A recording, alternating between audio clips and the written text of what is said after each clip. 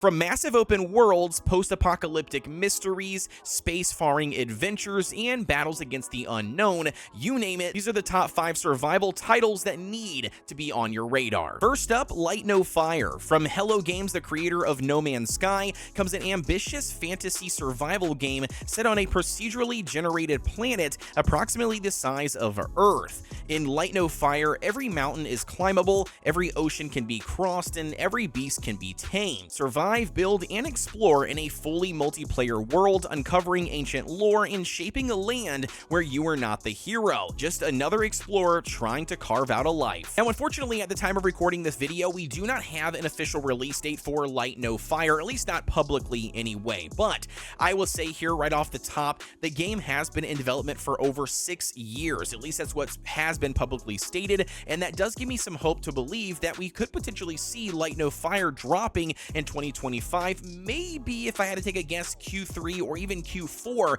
of this year at the earliest. Because it is developed by Hello Games, aka the developers behind No Man's Sky, that gives me 2 things. One, obviously I know that Hello Games knows how to make a very awesome and badass survival game, so I'm not worried whatsoever about Light No Fire not delivering. And secondly, relates to No Man's Sky's initial launch and a lot of the backlash that actually followed around the initial launch of the game, and how Hello Games was actually able to do a complete 180 over the X amount of years by adding new content, reworking systems, finessing out their multiplayer, adding in this seasonal expeditional content. I mean, you name it, Hello Games has done a phenomenal job, in my opinion, of completely changing the perception or the player's perception of No Man's Sky over the years. But because of that, it does lead me to believe that they're going to be keeping a really tight lip here around Light No Fire and its official release date, and that's honestly probably why we haven't heard a whole lot about the game outside of little excerpts or a little,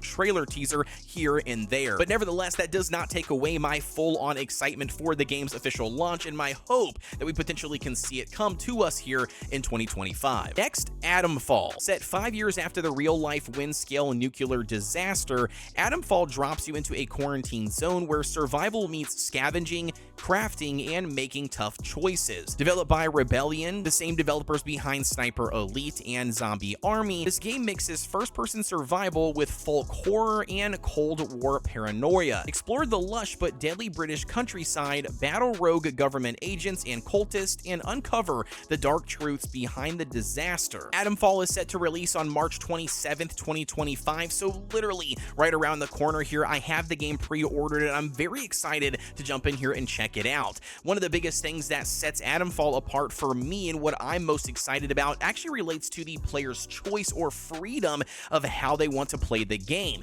The developers have mentioned several times that you can actually kill off any and all NPCs in the game if you desire, and you still are able to complete the game in some capacity. They also mentioned that there's approximately 6 different endings or stories that can unfold based on how you play and what choices you make through your entire playthrough. And although I'm coming off on playing mass open world survival games like Ark Survival Ascended, I am still very excited to jump in here and test out Atomfall on March 27th from start to finish, and maybe even multiple times to see all of the endings. Next up is Dune Awakening. Dune Awakening is an open world survival MMO from Funcom, the same studio behind Conan Exiles. Set in an alternate timeline of the Dune universe, this game lets you battle for survival on Arrakis, evading massive sandworms, enduring brutal desert conditions, and choosing sides in a war between Atreides and Harkonnen. You can explore, fight, trade spice, and rise to power in a persistent online world. Now, when it comes to Dune Awakening, one of the things that I absolutely love is that it is a full-on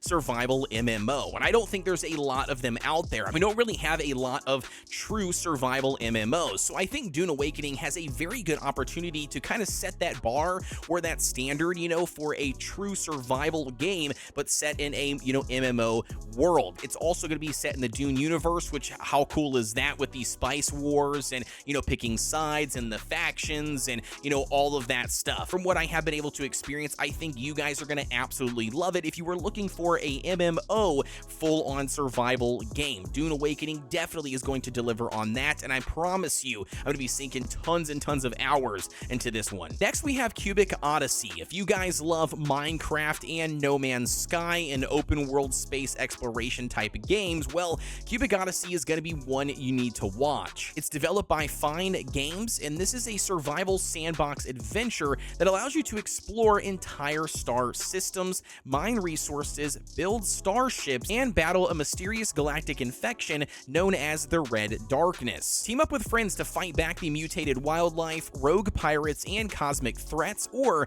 strike out alone and forge your own path in the stars. And this one is a special one and truly caught me off guard, as I knew nothing about this game going into the Steam Next Fest, and I was honestly just scrolling through all the available demos underneath the survival category, gonna try out some of them on Steam, and to my surprise, I was actually able to sink over 3 hours into the Cubic Odyssey demo. It's basically truly a Minecraft and No Man's Sky baby, right? You essentially have the world generated and kind of art style, voxel style, like a Minecraft world, with a lot of the Minecraft things by, harvesting and, terraforming and, utilizing specific tools to mine and farm different resources.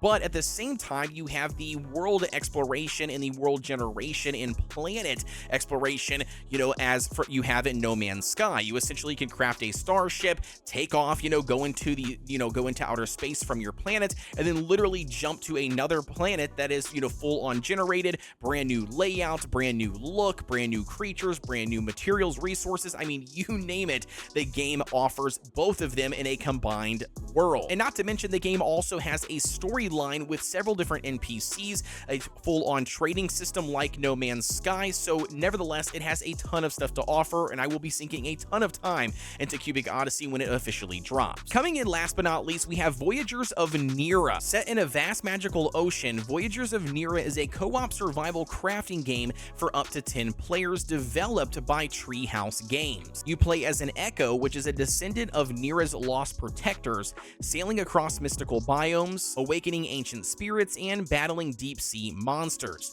Whether you build seaside settlements, craft powerful weapons, or fight legendary creatures, every voyage is part of a larger story. And boy, do they deliver on all of that and more. One of the things that I absolutely love that Treehouse Games have done and continue to do for Voyages of Nira is basically kind of like have this play along with us as we continue to build and progress the game. They essentially every 2 weeks will open up a playtest window for a couple of days. Normally it's like a week long that players can jump in and play everything the game currently has to offer. Obviously at the end they want you to provide some sort of feedback. In the next 2 weeks they then do a follow-up dev live stream for at least approximately an hour if not longer, going over all the new additions, the changes, the features, the tweaks, the reworks, you name it, that was provided obviously from the feedback and the developer's vision. And then boom, guess what? They drop another playtest with new things and additions for players to check out. I really love this sort of transparency here that they've got going on. I haven't really seen it a whole lot in the development space, but I do think it's a very good way to, draw up some hype and just really generate a loyal fan base before the game does officially launch. And that, Survivors, is my top 5 anticipated survival games here for 2025. As always, though, I want to know what your guys' thoughts are on. Do you like all of these here? Are you waiting for additional ones? If so, let me know down below in the comments. As always, don't forget to like, comment, and subscribe here on the channel for everything survival games related. And lastly here, Atomfall, the brand new survival game I mentioned on this list in this video, is actually launching very soon. I did a video here recently talking about everything you need to know before buying it.